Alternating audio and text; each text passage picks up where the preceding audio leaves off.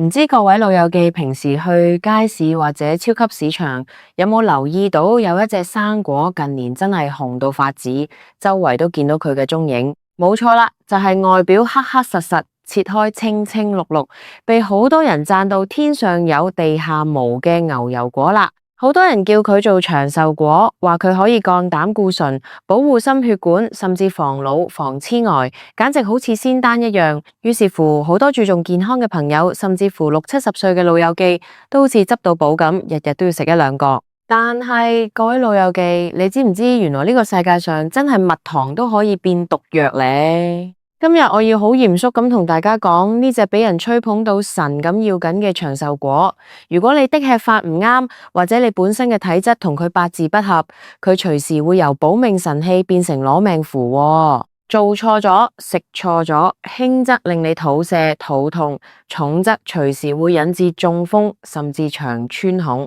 你真係唔好以為我喺度嚇你，或者喺度危言聳聽。近年喺各大醫院嘅急症室同腸胃科，真係多咗好多因為盲目跟風食牛油果而食出大鑊嘢嘅病例。當中足足有99%嘅香港老友記，其實一直以來都食錯咗。既然講到咁大鑊，咁到底呢個長壽果背後藏住邊6個致命嘅陷阱呢？我哋事不宜遲，即刻逐一拆解。第一個最容易俾人忽略，但又最致命嘅陷阱，就係牛油果同某啲慢性病藥物產生嘅相衝反應，尤其係抗凝血藥。大家都知道，隨着年紀漸長，好多老友記到咗60幾歲或者70幾歲嘅時候，多多少少都有啲心血管問題，例如心律不正、血管硬化，或者以前曾經輕微中風過。呢類病人，醫生通常都會開一隻叫華法林或者其他類型嘅抗凝血藥，即係我哋俗稱嘅薄血丸，目的係要預防血管形成血塊，減低中風嘅風險。問題就嚟啦，牛油果裏面含有非常豐富嘅維他命 K， 維他命 K 喺人體裏面扮演嘅角色，偏偏就係負責凝血嘅。你試想想，你一邊食緊薄血丸，想令到啲血稀啲，流得順暢啲，等佢唔好塞住血管。但係你另一邊又日日大口大口咁食牛油果，將大量嘅維他命 K 吞晒落肚，去對抗隻薄血丸嘅藥效。結果會點？結果就係隻薄血丸完全失去咗原本應該有嘅保護功能。當抗凝血藥嘅功效被牛油果抵消咗之後，你體內嘅血液就會重新變返濃稠，容易形成血栓。呢啲血栓一旦隨着血液循環流到去腦部，塞住咗條腦血管，就會突然引發急性腦中風，即係我哋俗稱嘅爆血管或者腦梗塞。好多老友記就係咁樣，明明每日都好聽醫生話按時食藥，血壓都控制得好地地，但就係因為唔知情，日日食個牛油果養生，結果無端端中風癱瘓，甚至連命都冇埋。所以如果你有食緊薄血丸，牛油果真係你嘅禁忌。就算真係好想食，都一定要事先問過你嘅主診醫生，千萬唔好自己做主。講完藥物相衝，第二大陷阱就係關乎到好多老友記都好驚嘅問題，脂肪同體重，即係超標隱患。好多人聽人講牛油果裏面嘅脂肪係好脂肪，即係單不飽和脂肪酸，對心臟好，可以降壞膽固醇。呢句說話本身冇錯，但係好脂肪都依然係脂肪，係脂肪就代表有好高嘅熱量。好多香港嘅老友記有個觀念，覺得既然係健康嘅生果，咁食多啲咪真係賺多啲健康咯。有啲人甚至用牛油果代替正餐嘅蔬菜，或者當做正餐之間嘅口立濕。但係你知唔知一個普通大細嘅牛油果裏面嘅熱量大約有200幾到300卡路里，裏面所含嘅油分同脂肪基本上等同於3湯匙嘅植物油或者半碗白飯嘅熱量。如果你每日喺原本嘅一日3餐之外，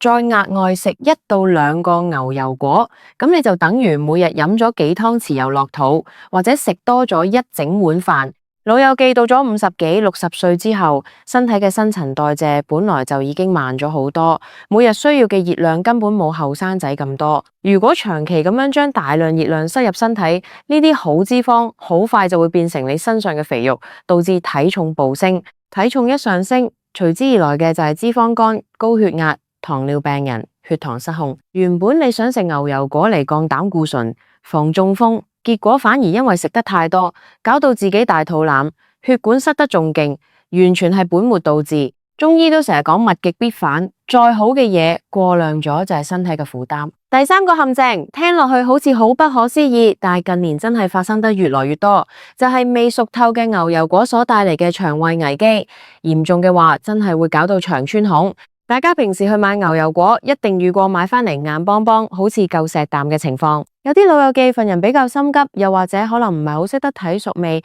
見買咗返嚟放咗一兩日，摸落去好似仲有少少硬，但又驚擺得太耐會爛，於是就切開嚟食。呢個時候嘅牛油果，肉質硬邦邦，食落去又苦又澀，好似咬緊生木瓜咁。你以為頂硬上食咗佢就冇事？大錯特錯！未成熟嘅牛油果裏面含有非常高濃度嘅天然乳膠成分，以及一種叫牛油果素嘅天然毒素。呢啲成分對於人類嘅消化系統嚟講是非常之難分解同吸收嘅，而且未熟嘅牛油果含有大量嘅硬質纖維。當一個60-70歲，本身胃腸功能就已經退化、胃酸分泌減少嘅老友記，吞咗呢啲硬邦邦、充滿毒素同硬纖維嘅未熟牛油果落肚之後，你個胃根本消化唔到，呢啲渣滓就會成塞喺你嘅腸道裏面，造成急性腸梗阻。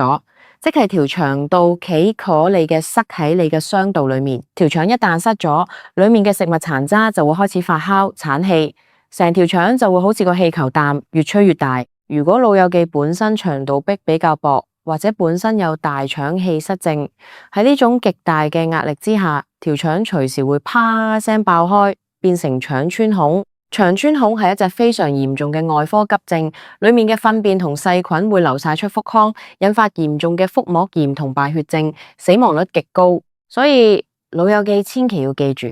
牛油果如果未變軟，外皮未變成深褐色或者黑色，打死都唔好放入口。跟住落嚟第四個陷阱就係好多阿媽阿婆平時最中意做嘅嘢唔捨得嘥，結果食咗變質同發霉嘅牛油果。香港嘅天氣好潮濕，尤其係春天同夏天，生果好容易就會擺到過熟或者發霉。牛油果呢種生果好奇怪，佢熟得好快，可能尋日摸落去啱啱好，今日一摸就已經好似一包水，淡軟綿綿。切開一睇，哇！裏面啲果肉已經變咗黑色，或者有一條條好似黑線淡嘅嘢，甚至在果蒂嗰個位已經見到有毛茸茸嘅白色或者綠色霉菌。好多老友記平時慳得就慳，覺得買個牛油果成10幾20蚊個，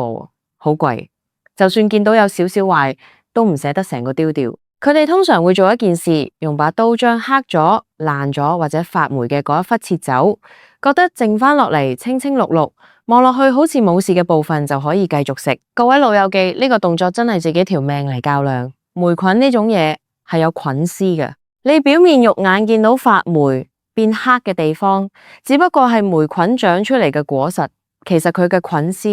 一早已經好似樹根啖，密密麻麻地滲透咗入去成個牛油果裏面，包括你以為好乾淨冇變色嘅嗰一部分。牛油果含有高分量嘅脂肪，當佢變質發霉嘅時候，會產生一種好強烈嘅毒素，叫做黃曲霉毒素，或者其他有害嘅真菌毒素。呢啲毒素係高溫煮都煮唔死嘅，更加咪話你係生食。老友記嘅免疫力本身就低，一旦食咗呢啲帶有霉菌毒素嘅牛油果，輕就食物中毒、上吐下瀉、發燒脫水；重嘅話，呢啲毒素會直接破壞你嘅肝臟細胞，造成急性肝衰竭、長期淡食呢啲切走壞處嘅生果，更加會大大增加患上肝癌嘅風險。所以聽我話，一見到牛油果變黑發霉，唔該即刻嗱嗱臨成個丟落垃圾桶，千祈唔好因為慳少少錢而搞到要入醫院，到時睇醫生嘅錢仲貴啊！第五個致命陷阱涉及一個比較冷門，但一旦遇上就大鑊嘅問題，叫做交叉過敏反應。好多人都知道自己對某啲嘢食過敏，例如食蝦蟹會起風賴，或者係花生會條頸腫。但係好多老友記都唔知，原來人體裏面嘅過敏源係會有一種叫做交叉反應嘅現象。科學研究已經證實咗，如果一個人對天然乳膠過敏，咁佢有好高嘅機會，同時都會對牛油果產生過敏反應。咩叫做天然乳膠過敏？即係例如你平時洗衫洗碗戴嗰啲黃色膠手套，或者醫用嘅乳膠手套，又或者吹氣球嘅時候，你塊面或者隻手接觸到呢啲膠，會覺得好痕、起紅疹，甚至會流眼水、打噴嚏。如果你有呢種情況，你就好可能屬於乳膠過敏體質，因為牛油果裏面所含有嘅某些蛋白質結構同天然乳膠裏面嘅蛋白質非常相似。當你呢種體質嘅人食咗牛油果之後，你嘅免疫系統就會認錯人，以為有大量嘅乳膠毒素入侵，於是就會大發神作，發動全身份免疫攻擊。輕微嘅過敏可能只係嘴角發麻、條脷腫咗、全身起一粒粒好痕嘅風疹塊，但係如果過敏反應嚴重起上嚟，會引發急性喉頭水腫，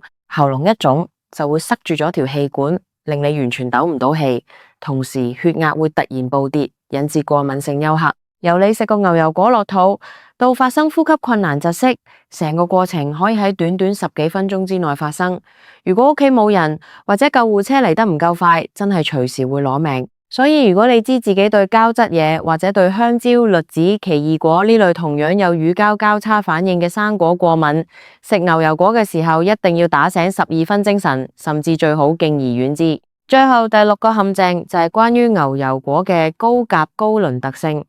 對於慢性腎臟病患者嚟講，簡直就係催命符。喺香港，好多70幾、80歲嘅老友記，因為長期有高血壓或者糖尿病，久而久之，佢哋嘅腎功能其實已經出現咗退化，患上咗慢性腎衰竭。只不過有時初期病徵唔明顯，連佢哋自己都未必知。好多健康資訊都話牛油果含有豐富嘅鉀質，可以幫助身體排出多餘嘅鈉，從而達到降血壓嘅效果。聽落去好似好啱，但係呢個好處只係適用於腎功能完全正常嘅人。對於腎功能已經退化嘅老友記嚟講，高鉀食物根本就係一個大災難。正常人食完鉀之後，多餘嘅鉀會經由尿液排出體外，但係當腎功能唔好嘅時候，腎臟好似個爛咗嘅西啖，排唔走呢啲鉀，結果就會導致呢啲鉀全部積聚喺血液裏面，造成高鉀血症。血液裏面嘅鉀濃度如果太高，係一件非常恐怖嘅事，因為鉀離子係直接影響我哋心臟跳動嘅電位平衡嘅。高健血症最早期可能完全冇任何病徵，又或者你只係覺得個人有少少個人好攰，手腳有少少麻痹，肌肉無力，但係當個濃度去到一個臨界點嘅時候，心臟就會突然間心律不正，甚至會喺完全沒有預警嘅情況之下，心臟突然停止跳動。好多患有慢性腎病嘅老友記就係因為唔知情，覺得自己血壓高就要多食高鉀嘅牛油果去降血壓，結果食咗一排之後，無端端喺屋企暈倒，送到醫院先發現血液入面嘅鉀已經去到危險水平。差啲就救唔返，所以各位老友記，如果醫生同你講過你嘅腎功能報告有紅字，或者你有慢性腎病，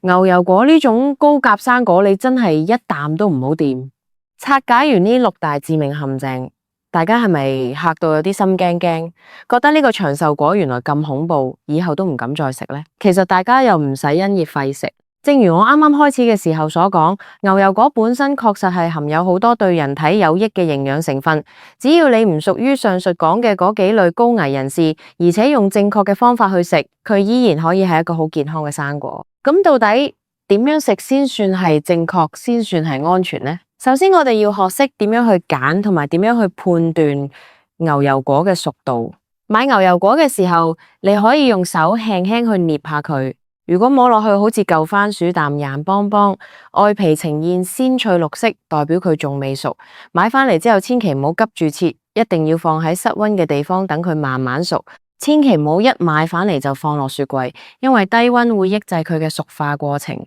條牛油果好容易會變成啞果，即係以後都唔會再熟，反而會直接由硬變爛。當你見到牛油果嘅外皮開始由翠綠色轉變成深綠色，甚至係紫黑色、黑褐色嘅時候，而且用手指輕輕一按，感覺到佢有少少彈性，微微咁嵌落去，就好似我哋用手指按自己大拇指下方嗰肉嘅軟硬面，係即係幹時嘅時間啦。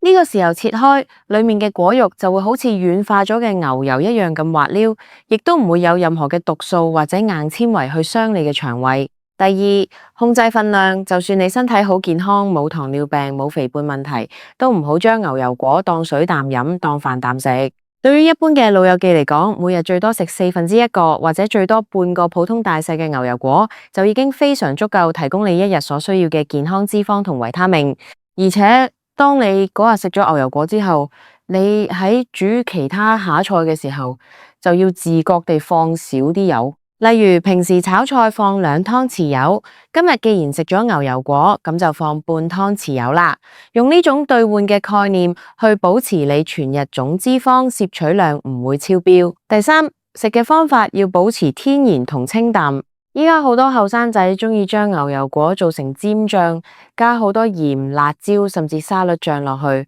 或者有啲人中意加大量嘅煉奶、砂糖一齊打成牛乳沙冰。呢啲食法對於要控制血糖同血壓嘅老友記嚟講，簡直係慢性自殺。最好嘅食法其實係最簡單嘅生食，切開半個，用匙羹剝出嚟，切成一片片，放喺全麥麵包上面，加少少嘅黑胡椒粉，或者滴幾滴檸檬汁。檸檬汁裏面嘅維他命 C 唔單止可以防止牛油果肉接觸空氣之後變黑氧化，仲可以提升風味，咁樣食既健康又安全。總括而言，牛油果確實係一隻好有營養嘅生果，但大前提係你要識得食，適合食。健康養生從來都冇一個絕對嘅標準，人哋食完話好嘅嘢，落到你身上可能就變成毒藥。我哋做老友記嘅，最緊要係了解自己嘅身體狀況，聽從醫生嘅專業意見，唔好盲目跟風，唔好以為貴嘢就一定係好嘢。希望今日講嘅呢6個牛油果致命陷阱